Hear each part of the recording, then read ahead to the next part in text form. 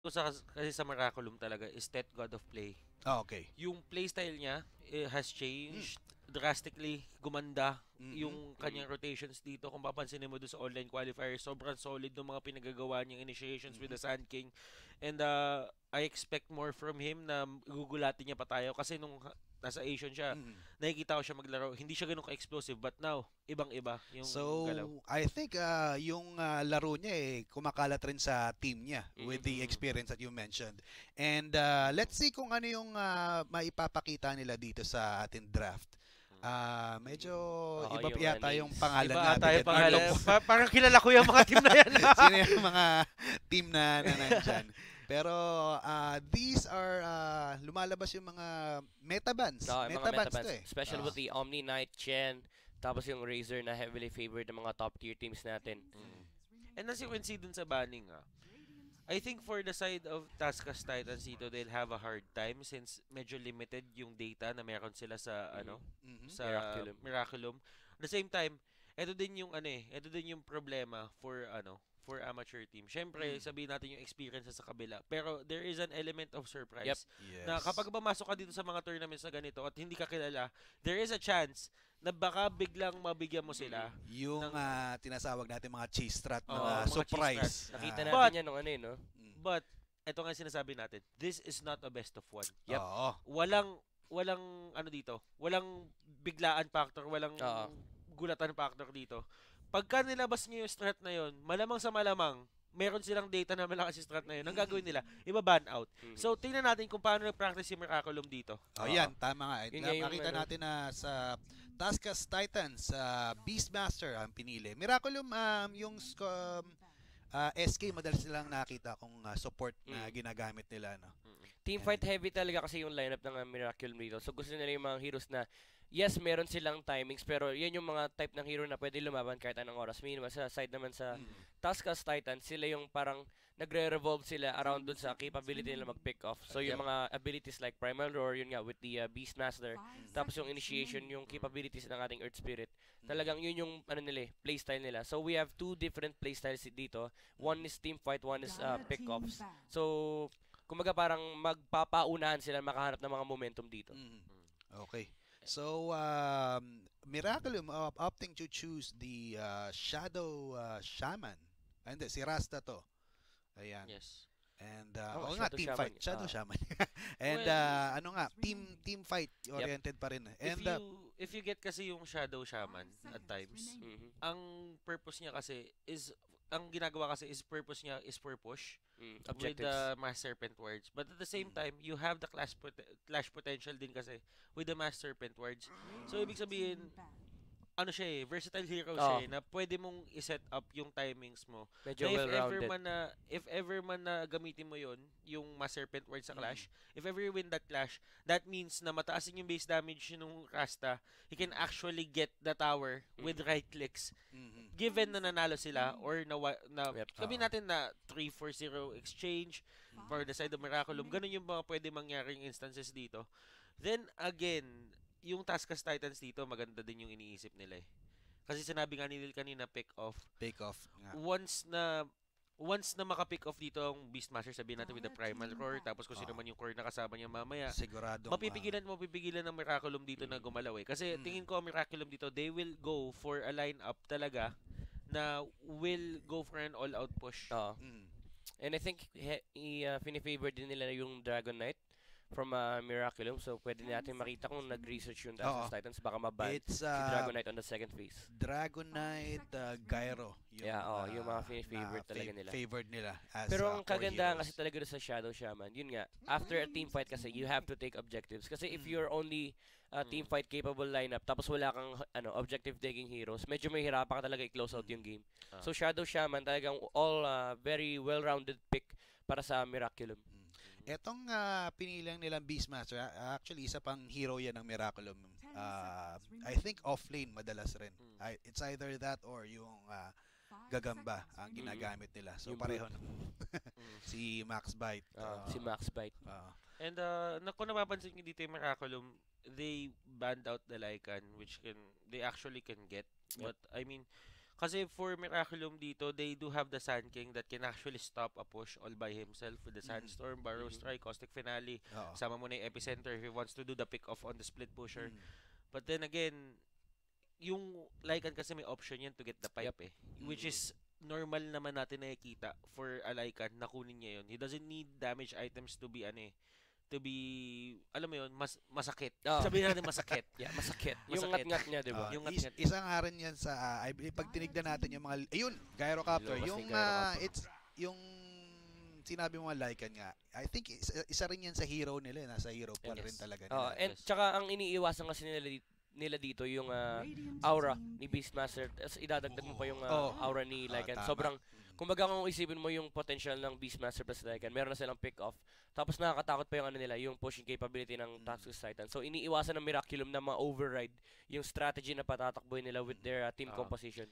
And on the other side, TaskUs Titans, pipiliin yung Warlock. So meron na rin silang team fight capability dito. Kasi ang Warlock para sa akin, team fight machine talaga siya. Kung iisipin mo, if you have your golem, may stun ka, may damage output ka, may +1 kayo sa lineup nyo, which is at the early stages of the game parang one hero na din yan Tapos if ever wala, you can still go for the pick-offs, lalo na yung Beastmaster, yung Earth Spirit. Plus kung mapilitan kayo lumaban, you still have the upheaval, you still have your Shadow Word, Last Word. Then you have your Fatal Bonds. So ibig sabihin hindi nag-off masyado dito yung Warlock. Mas effective lang siya kapag meron siyang golem. Versatile tong rin si Warlock, lalo na sa laning na malakas yung Shadow Word niya sa umpisa. And then ano yun, I believe may talent rin siya na mass area of effect na yung Shadow Word. Parang either mass heal or mass pero ito na nga, yung Dragon Knight na heavily favored ng Miraculum lumabas na in combination with the Gyrocopter dito. So yung team fight and the objective taking aspect ng Miraculum fulfilled na. Kailangan nila dito is yung parang all-rounded na offlaner kung i-decide nila na mag-support tong si Sand King. Kasi I think kulang sila sa catch. Yes. Kasi ang catch lang nila is Shadow Shaman plus for Miraculum. Ang catch lang nila is Sand King or Shadow Shaman, pero you don't want your supports to be actually on the front line. So pwede sila maghanap ng heroes like Batrider dito or even like front tank na si Underlord para hindi na nila problemahin yung catch capability ng TaskUs Titans.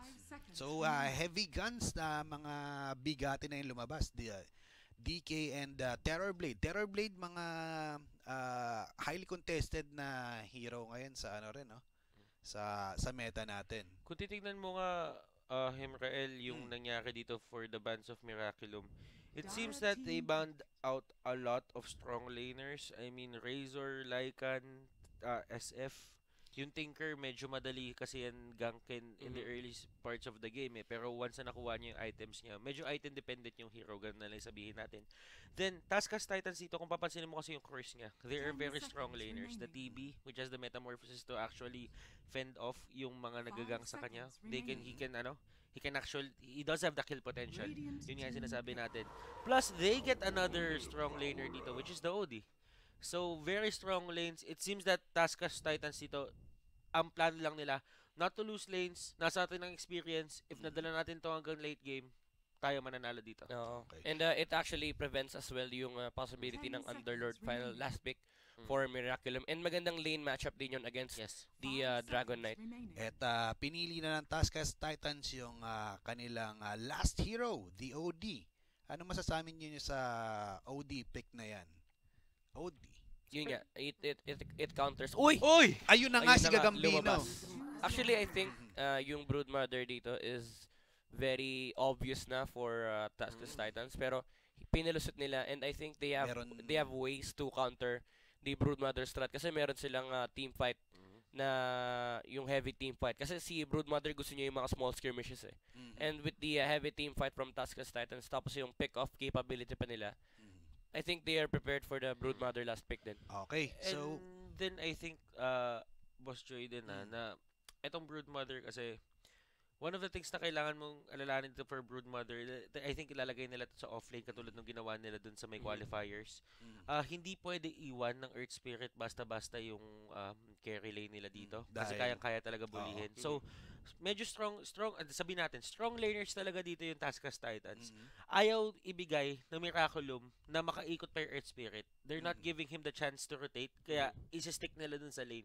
Kahit sabihin natin medyo suicide lane to for the Broodmother, as long as okay yung ibang lanes, I think good yung plano nila dito. Okay, so last words tayo dito. So with those picks, anong sa tingin mo, who do you favor for just for ano lang, for the picks and bans? Ako Okay. kahit merong Broodmother, I think I have to go with TaskUs Titans.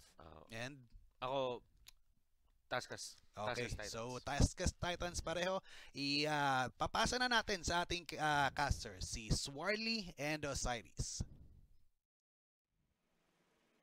Thank you, gentlemen, and welcome dito sa PPGL Globe, PPGL 2018 Season 1. Pero And big thanks sa ating mga sponsors, that's Globe, Twitch, and Mineski Infinity, organized by MET, and our social media partners, that's mineski.net. So, I must agree, napakaganda ng mga sinabi nga nila. Pero napansin ko yung detailed. panel, sobrang pabor talaga sila sa draft ng Yes. TaskUs Titans. Pero syempre, you have that surprise Broodmother pick. Yeah. It's parang reliant ang Miraculum na talagang gumana yung Broodmother pick na. Tsaka they all pick very strong laners eh. Yeah. Pero sa tingin mo, sino ba? Anong call vote mo dito? Pero syempre, gusto ko na, I want a bit of excitement. Parang go for the underdog. Okay. Miraculum tayo Miraculum. ngayon. Eh, even me, I'd Tsaka go for Virtus it, Pro Miraculum. lineup sila. They're running a Virtus Pro lineup ngayon eh. Na Okay. yung Miraculum eh. Pero sige, rundown na nga tayo ng team names. On the side of Miraculum, that is Tatsumi on the Shadow Shaman, Tet on his Sand King. Ano to? Wiwik, that Wiwik Kim. Kim on that Dragon Knight. Batusai on his Gyrocopter. Tsaka si Enryu on his Broodmother. At sa side naman ng TaskUs Titans, that is Kimberly on that Terrorblade, Raging Potato on that Outworld Devourer, BDZ sa Beastmaster, si Cass naman sa Earth Spirit, at si Fly Solo as Warlock. At syempre kami ang inyong tagapagmahatig at tagapagsalaysay, si Grabe. Osiris at Swarly para sa napakagandang Game 1. And as per the draft, it's per se sa ating mga analyst or panel, ako tama yung I must agree with Butters na talagang kahit sabihin mong suicide lane yung Broodmother, it gives you a factor na hindi mo pwedeng iwan yung katapat niya. So, medyo Lahat ng 3 lanes ng Miraculum, they have to make the early game work eh. Kasi that's what their lineup is about. Pero sinabi din nga ng panel kanina na yung Earth Spirit might have a hard time making things happen in the early game. Tingnan na natin. I mean, TaskUs Titans, very, very star-studded lineup. yun Tignan, it's all about experience in terms of TaskUs eh. So, tignan natin if the boys of Miraculum find a way into the early game. Shackles into the bars, like medyo nag-control sila ng konti. Na-stack nila ng konti. Pero Rolling Boulder will come in. nagkakahabulan na sila dito, pero wala namang kaganapan. Talagang that's a bounty to another bounty. And may kita rin natin na full bounty dito. Or saktong bounty lang ang nakuha. 2 for 2. Wala, 2 not for much. Pero ang maganda lang doon is yung edge ni Terrorblade na nakuha niya yung 2 early bounties. So let's see kung paano gagawing Group advantage. bounty na ngayon eh. So, Oo, pag so makuha meron na yung lahat. bounty, lahat na Oo. meron eh. Ano eh, team game naman. kasi Oo, ano team Dota game eh. na. Very interestingly, TaskUs Titans will be bringing that Terrorblade to the bottom lane. So, let's see if that plan will work out for them. Siguro, they want this Terrorblade Gyrocopter matchup. Oo. Pero I think in terms of control, mas kakayanin dito ng Shadow Shaman. Although magkakaroon sila ng problema dito, that's the Earth Spirit goes in. Hinabol sila dito ng stun kay Sand King, pero tower hits Tatsumi with a very good shackles, and Tet will secure the first blood against kay Cast. Still, return kill para kay Skemberlu. Metamorphosis committed. Alam mo naman, pag makuha mo yung opportunity cost na yan, you want, especially meta, ang tagal ng cooldowns yan in the early game. You have to wait 140 seconds. Tsaka napakaganda rin ng early call na yan dahil yung Metamorphosis na maximize kagad. I mean, in terms of cooldown, medyo chill lang muna ngayon, but that will put Titans patras sa kanilang aggression dahil nga, yun, cooldown ng Metamorphosis, but of course, meron kang last words. I mean, Healing. healing- Shadow word. Shadow word. For kay Fly Solo. Yeah, natin yung top lane, the Beastmaster. Pero who had Ito thought? na, pero nagagalit pa rin sila dito. Si Batusay, upheaval is being used, pero mukhang makakataka sila dito. Though yung sustain dito ni Batusay medyo bumababa. Tsaka Miraculum, they have to take advantage of habang walang metamorphosis. Pero ball strike into the Warlock. Pero uwi, nakapo niya na ng shackles and mukhang magkakabulan dito. That's the bomb and the stun. Pero return kill dito. Fly solo to Ted and Batusay to fly solo. And mukhang support yun for na lang support. muna. Okay lang, support for support. Top lane, you have the OD and the Dragon Knight matchup. Parang mid matchup lang doon nakikita natin mid dito. Mid is mid, tas yung top mid at mid pa rin na makikita nating laban. I mean, OD, one of the more, sasabi lang ng counters talaga ni Dragon Knight, especially goes through that very tough Dragon's Blood armor is the arcane or pure damage. So, armor, walang ginagawa dyan. Okay, so nakikita mo naman sa mapa, Raging Potato got that bounty gold against DK. Tsaka BDZ, having a very good time against that Broodmother. Already with 22 last hits. Tapunan lang yan ng mga access yung mga Broodlings at mamamatayan. Pero over in the bottom lane, ball strike kinomit na kay Terrorblade. Pero walang follow-up damage with the high base armor of Terrorblade. He can easily just walk away. Mukhang ayaw pa talaga nila dito umatras. Parang swirly and nagkakabulan pa rin. Tet with the stun. Shackle, hindi na umabot ang Shackle. It's the Ether Shock. Wala naman na for na. Talagang lang sila ngayon. Aggression. It is para sa kamay ng Miraculum. At saka napakagandang wave control ang ginagawa dito nila Miraculum. Sobrang controlled. Ayaw nila maka-farm na maigi dito ang Terror Blade. Even if you're going to check the last hits and denies, naunguna dito si BDZ. And dumahabol medyo na. inflated yung din dalawang naman talaga core. yung last hits na yan dahil because of the Broodling access. There we go. And now up to 33 last hits. Just grabe. isang whirling access lang yun. Dahil lang sa mga alaga niya. Pero ang mahalaga kasi dito yung Terror Blade. Ooh, that's gotta hurt a bit. Nasa 6th slot na dito ang Terror Blade. So, medyo mapipigilan dito. I mean, nagagawa ng Miraculum yung gusto nila dito in terms of controlling this Terror Blade. But, the other lanes are doing pretty well for the side of TaskUs Titan. So, eventually, that Terrorblade, makakahanap siya ng farm niya. Okay. You can never really deny the farm ng Terrorblade. Yep, lalo na ako siguro around mid-game if they can stall. Like, for now, pwede kang magtago lang sa jungle and mag-farm ka lang na mag-farm ng dire-diretso. Pero mukhang gusto na naman nila. Ito na ang stun, Scamberloo. May chance kaya. Here comes Gas. Jumps in. Pero ayun na, tinulak na si Batusay. Pero na-shackles ka na naman. David upheaval. Pumasok sila dito. Tet also going 1v1 with Scamberloo. Pero si Tatsumi, magic lang ng hit. Won't be enough. Sayang. Hindi talaga yun enough. Ito na ang Metamorphosis. Mas delikado pa ang ginagawa dito ni Tatsumi. Mukhang hindi na kailangan pang itulak pabalik. Yan na si Scamberloo. Nakakabawi siya dito. And saya ng buhay ni Warlock doon. Naka-upheaval lang siya the whole time. Pinabayaan lang hanggang siya. dumating yung teleport. Sumayaw-sayaw din sa gilid Napakainit nga ng dance floor, ika nga ni Paring Manjin. Pero mukhang nagkapalitan dito ng lane. Nasa top na ngayon. And here comes the bot lane. Pumasok dito si Tet. Pero ito na ang bomb. Mahabol dito ang stun kay... Oh my God, Ryu at BDZ nagkaroon pa rin ng bakbakan sa mid, pero ito si Batusay nagtatago siya dito, and the last hit, Fly Solo takes the kill. Scamberloo, tumatakbo dito si Stet, that will be the stun, Ether Shock, gagamitin kaya ang Shackle in time, Caustic Finale pops out, pero umahabol pa rin sila dito at nangunguna ang TaskUs Titans in terms of kill trades. Pero habang nangyayari yung clash sa bottom, naka-solo kill si Beastmaster. Oh. I mean, yeah, si Beastmaster against that Broodmother. So, wow, very huge spike. Level 7 now. I think that was a very good ultimate timing para sa kanya. Hindi na-expect nung Broodmother, and you just roar and you throw those access, yung amplify damage na nanggagaling sa whirling access. Oh. Spider, just gonna melt. Napakalinis ng ginagawa dito, and nangunguna rin sa network talaga itong si BDZ. Pushes him further. And mas delikado, mas secure na yung early dagger niya. Makakapag-call na siya ng play around the map. So, ngayon nakikita lang natin sa bot lane. Although, medyo nabubuli dito si Scamberloo. Dun sa mga kills na nakuha niya, sobrang in favor dun. At lalo pa napatay si Batusay kanina. Medyo, dun sa last hits and denies, mapapagod ng konti dun si Batusay. Earth Spirit, pinabantay lang yung si Dragon Cass. Knight, nang-aagaw ng XP. Sige, magtrabaho ka. Ako nang bahala sa XP. Konting XP lang.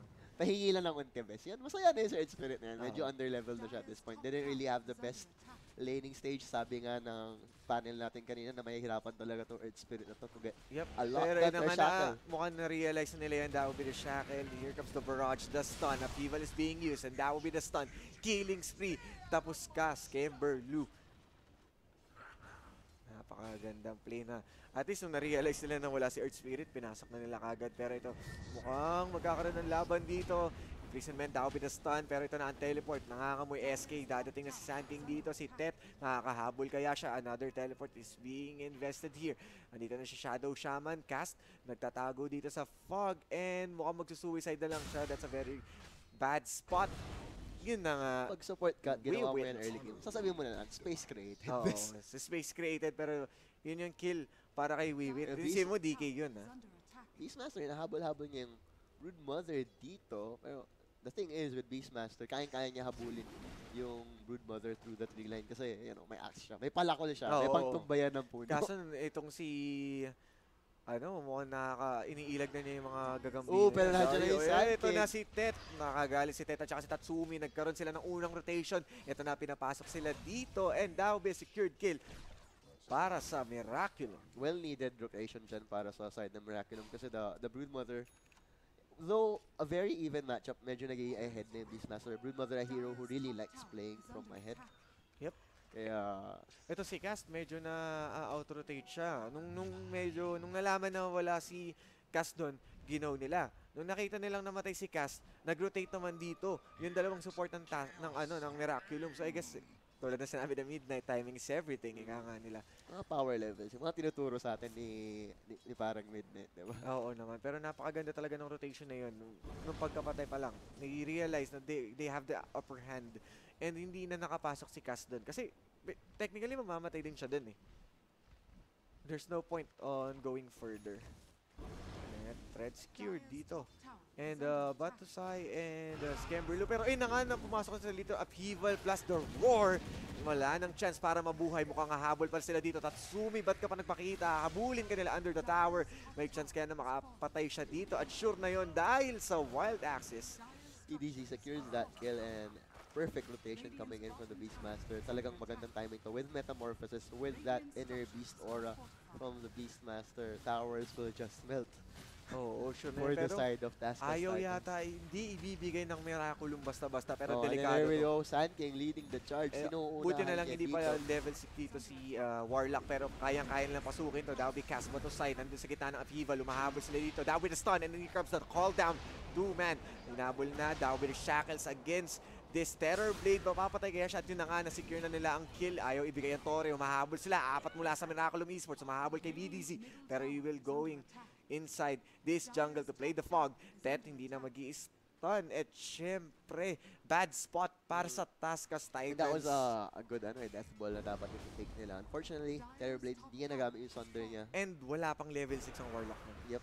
Well, matidelay talaga yung level 6 ng Warlock. Pero once he get that, the follow-up from the Primal Roar into a Chaotic Offering plus Upheaval is going to be very deadly. Oo, pero dapat kanina they disengage completely kasi alam nilang may up Yeah, yung they got the mga pick-offs. So parang nagamit na nila yung meta. Let's try to get an objective off of this. Unfortunately, Miraculum had other things in mind. Gusto nilang mag-defend Yeah, It worked out yep. Masyadong excellently para sa kanila. dapat hindi na nagtagal ang TaskUs Titans doon kasi wala kang chaotic offering. Kaya And then knowing na wala rin yung Brood Mother doon, that's another thing that you need to consider na magro-rotate lang to. Pero yung smoke dito, hindi nila sinama si Gyrocopter. Sneaky rotations from Miraculum. They might catch the Warlock if they go in from the north. I think they will. Shadow Shaman leading the way. Ayun na. We'll not yet see Warlock as of now. Pero yeah, there we go. Here Bard comes the strike. call down and the Master Serpent Wards. Pero ito na chaotic offering pero hindi matatapos dyan. Nakakulong sa Master Serpent Wards dito. And then shackles para tapusin ang laban. Grabe. Tama yung ginawa. Ganda na ginawa ng Miraculum. They went in for the pins. Inikutan talaga eh. They Oo, made oo. sure na walang takas nung parang OD na to. And Solo Earth kill. Spirit. Medyo naging maasim. Linapitan niya yung Dragonite mag-isa. Hindi mo mapapatay ang best Earth Spirit na under-leveled against a Dragonite. Not really the smartest of decisions. That's Blink a Dagger now up. And nang stun and sa shackles. Ito na ang Rocket Barrage. And that's it. Batusai, taking down Fly Solo and knowing na walang chaotic offering, napakagandang pasok nun and the aggression is being pulled off by Miraculum dito. Yeah, man. Just like that, slight goal lead now, really. Slowly but surely getting in control of Miraculum. Plus, while all of this is happening, replay muna tayo dito. There we go. Napakagandang Serpent Serpent into the Wards cooldown. nun. Plus upheaval in the backline. Not really gonna do enough para sa kanila. Easy pick off for the Warlock Golem into the OD kill. While the Dragon Knight kills off the Earth Spirit. Ayan na nga, over hindi the pa rin mid. sila magpapaawat. Another action dito sa bot lane. Ayan na nga, bumagsak na dito ang ult Raging Potato. Pero wala na yata follow-up na mangyayari dahil napakadelikado na. That's a kill para kay At Raging least Potato. naka-revenge dun si Bimbo kasi di ba, kakapatay lang sa kanya. Ooh! Oops. Not quite fast enough those fighters to dodge the access. Mas mabilis pa rin naman daw Oo ang naman. access. Napaka-close sa range ng axe na binitawan niya eh. Wala nang travel And time. that is max level access. Ooh, si Cass gusto dito humabol pero that will be the Hex. That will be the stun and the silence as well. But here comes the teleport coming kay Batusay. But And Tatsumi wala na has yata already ano. fallen. So, medyo Mamba out na dito. Hindi na Earth kailangan Spirit. ng ano dito. Pero ewan ko kung ba't siya mag-a-aggress pero walang astral imprisonment is being used. Parang efficiency lang. Wag Oo. ka na madamage this. Another wild Uy, axe. naku Was po, talagang harap-harapan. inflated na talaga ang last hit count nitong Beastmaster na to. Pero binawian niya ng mga spiders yung kanyang lobo. Oo. Si Wolf, nginart-ngart daw. Inarcade si Wolf. Pero napakaganda ng pinapakita dito ng Miraculum. Napaka-controlled na kanilang rotation all across the board. Ooh, that's grabe talaga. Eh, tama naman sinabi niya ng panel kanina. Yes, Broodmother got through, pero their lineup, they have sufficient AoE to deal with the spiders. I mean, yung Beastmaster pa lang, Yep. nakikita mo naman how efficient he is. Tinatapunan lang niya ng mga access yung mga Broodlings and And, just money in the bank para sa oo. Beastmaster. And nagkakaroon nga ng mga ping dito sa map natin na mukhang gusto nilang i-secure lang ang ginagawa ni Broodmother dito.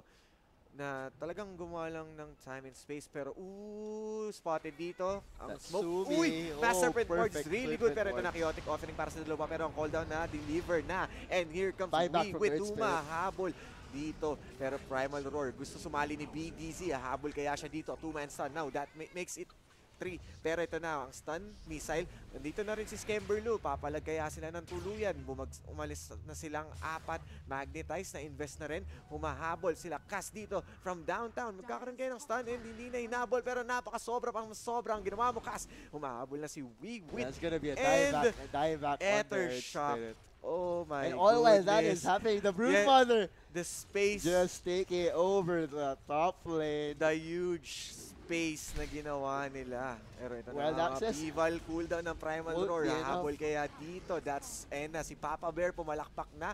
Papalag pa kaya dito si Andrew and Gusto ko yung just parang clears out. Starcraft na nangyayari, parang Warcraft RTS, di ba? Parang, ano eh, spiders versus bears versus Oo. wolves. Uy, Invis. Si Batusay dito. Mukhang nag-i-scout-scout lang. Papalag Oh, kaya. they will Ayan na spot out nga, the Terror hinabol Blade. Call and down deletes the Terror Blade. Wala nang oras para sa Thunder. Sunder and Uy. but in the top lane, Bimbo gets some revenge on that Rude Mother.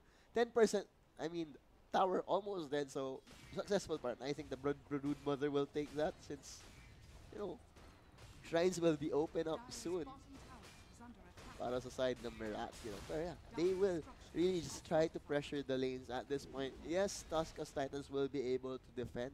So it's really all about execution at this point. Terrorblade not far, very, very far away from being in fighting shape.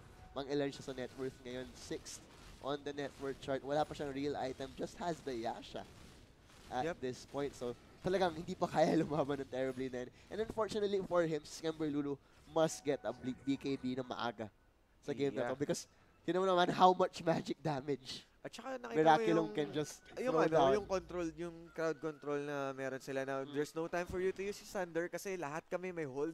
Lahat may hold, plus the magic damage. Yes, Terrorblade, sige, mataas physical armor mo. Wala kang magic resistance, mababa HP mo. Oh, this is looking bad para sa Miraculum. This is the smoke.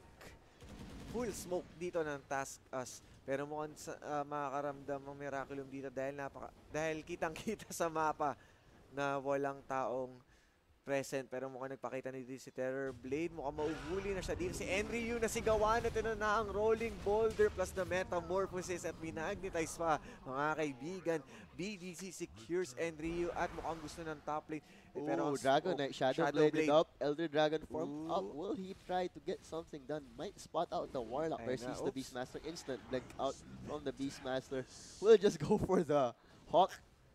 Oh, that will be the stun coming in from Tet. Kasama ang dagger. Ito ng Aethershock. BDC. Mukhang tutumba na. Walang chance na makatakas with all that hold. Mega kill Yakap now on na kay Win yakap. Oh, Yatap. Yatap yung dalawang offlane best. Grabe. Yatap nga. Ika nga nila. Pero ito na ang...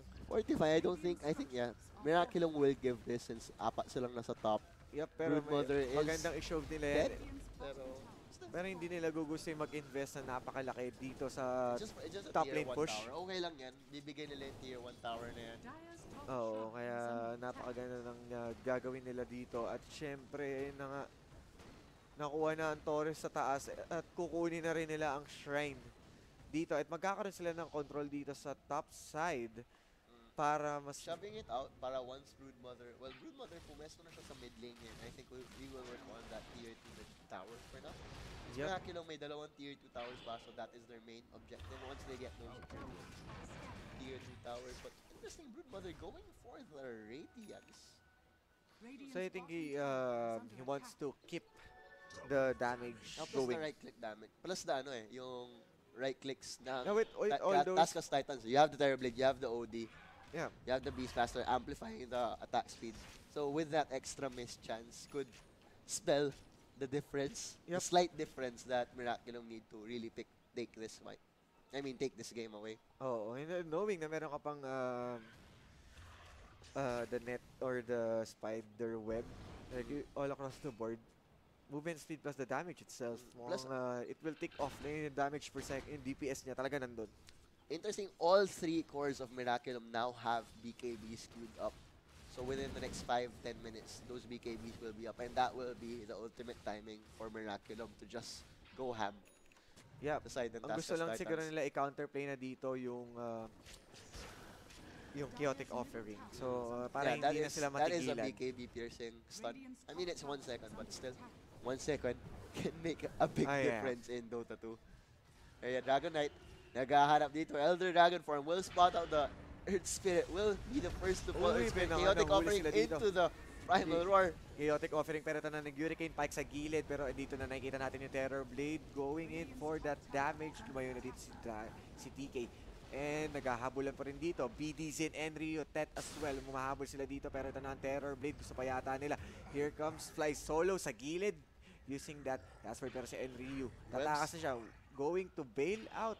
And mas delikado pa sa delikado talagang ginagawa nila dito. Hurricane Pike.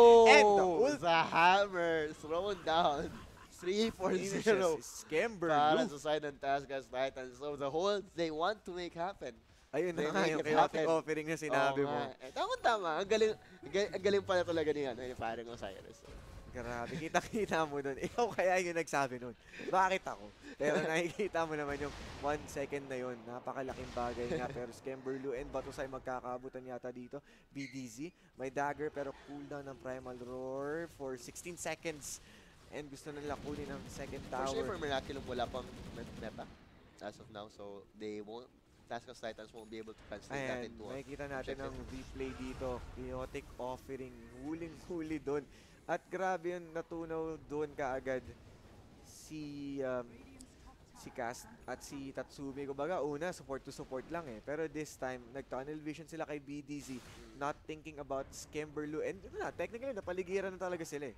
Not a good thing. And oddly enough, for Miraculum, they had their BKB queued up. Why didn't they just wait for it? Talagang they wanted to keep up the aggression. Now, dapat pagkukuha kay Cast, they just build out. Kaso, yun nga, yung chaotic offering talaga yung nagdala doon.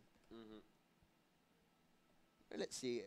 They need the BKBs before talaga taking another team fight, because another team fight, that Terrorblade will if TaskUs Titans win another team fight, that Terrorblade definitely will be in fighting shape na. So no wards in this side for TaskUs Titans. I think they will see this, pero the Illusion scouting it out, so they will find out, but I think it will be too late. Oo, tsaka gusto na siguro nila i-trade dito yung mga push between top and bottom for the second tier. There we go. Batusai getting that Aegis as well as the BKB. So this is gonna be a very, very big opening on the side of Miraculum.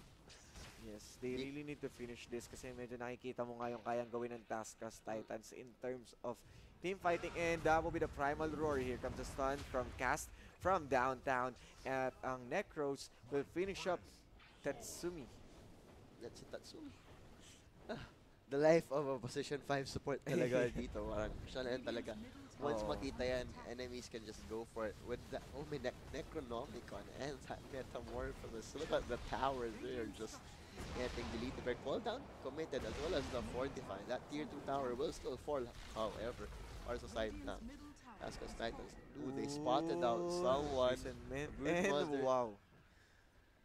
Ganun na lang yun. Nalito ako doon. Akala ko namatay si Broodmother pero buhay pa pala.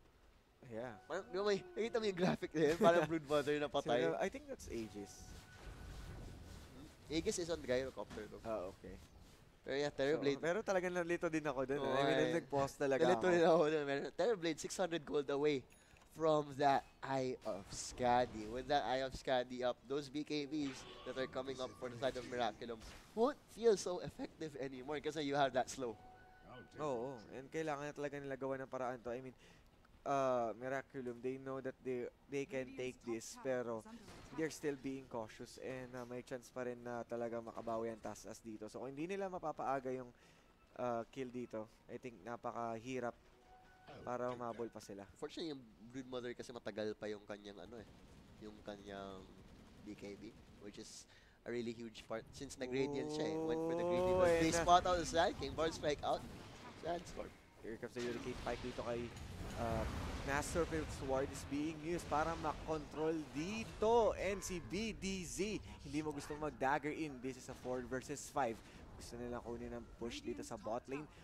We with spearheading down with the dagger stun and fly solo. A 3-man chaotic offering, pero si Cass nasa gitna. That will be the magnetize. At ito na si Tatsumi. Kinontrol ang golem dito. Goes down. Pero si Enryu going in for Raging Potato, fly solo, and pa rin, that'll be the stun and the Hex, any possible play. Here comes the Sandstorm, and Imprisonment. Mukhang magic damage is delikado dito. Ayun na nga, napakasakit. Ito na si Terrorblade, Skemberlu doing all the work, but Batusai pops the Aegis, and that'll be the ult coming in from Potato. Grabe, napakasakit ng patalos ito. Ito na si Batusai, inahabol siya, that's the Pike. Pushes him further, makakatakas si Batusai dito, pero hindi pa rin nila nakuha ang bot lane tier 2. That was a buyback. I think that there were buybacks there. So Yeah. still slight lead, still in control of Miraculum. Pero yeah, the Broodmother really falling behind at this point. OD and Terrorblade now can take over the game if Miraculum make that mistake of underestimating TaskUs Titans. Pero I'm sure hindi naman nila underestimate yung TaskUs Titans. Kita mo naman yung mga pangalan na yan. Talaga hindi mo gugustuhin na basta-basta na lang pumasok and all. Pero ito na, nakita mo si Cass meron ng dagger. And 4 staff para kay Tet, mas may chance ang makatakas. O makalayo. As well as makareach ng mga kalaban from that dagger and 4 staff. Yeah, BKB finally up on the Broodmother. And a BKB as well para kay Batusai. Tsaka ang problema nila sa last clash, I think they committed their BKBs way too early. That was the 10-second BKBs of the Dragon Knight and the Gyrocopter, pero nasayang. Yep, and kitang-kita mo naman ng... And BKB now up on the OD and instant smoke from TaskUs Titans. This is gonna be huge. Ginamit pa yung cooldown. And walang cooldown. Kitang-kita yung sa info dahil dun sa Eagle and yun na nga, that's the dagger stun and the BKB being perfect stun control in the backline for Cass also. It's going down bit by bit, and that's Raging Patatas. Galit na galit kay Tet. Will take over the game. Ganun na lang yun. 3 down kaagad, and there we go. Just like that, this is going to be a Rax. Gyrocopter does have buyback, but with no supports available, you won't really have enough crowd control. With Metamorphosis now up, I think they're just gonna give this Rax. But TaskUs Titans want more. No, they want the Ancient. They're going for the Ancient. Buyback now being committed by Gyrocopter. Tier 3, Tier 4 tower now. Number 1 now. Dagger stun and umabot siya dito. Cooldown is being used. BKB being popped. Delikado to if masunder siya dito ni Skemberlu. But facing front, Rocket Barrage, that will be the Sunder, and here comes Broodmother doing all the work. The Sunder was there. There we go, Chaotic Offering. Chaotic Offering dito na lockdown na si Enryu Tatsumi. Mass Serpent Wars, Ether Shock Tet as well for the stun. Good. The Lubog. imprisonment para maitago siya dito. And DK, wow! With the hammer Triple from kill. Beijing Potato. Everyone just deleted from Miraculum, and I think this is GG. No Tier 4 towers up. There we go. GG was called TaskUs Titans just blow them away in that last fight. The panel predictions are correct. Grabe. So, ang galing ng mga panel natin. Pero I'm sure may masasabi pa sila ngayon. So, oo naman. Talagang kung titignan mo yung game na yun, kudos pa rin talaga sa Miraculum. Miraculum did well in the early game, pero they made some crucial mistakes. And those crucial, and against an OD and a Terror Blade. Oo nga eh. And that was the game. Let's check the details going further dito sa ating panel. Oo nga. I'm sure may masasabi pa to. So, iba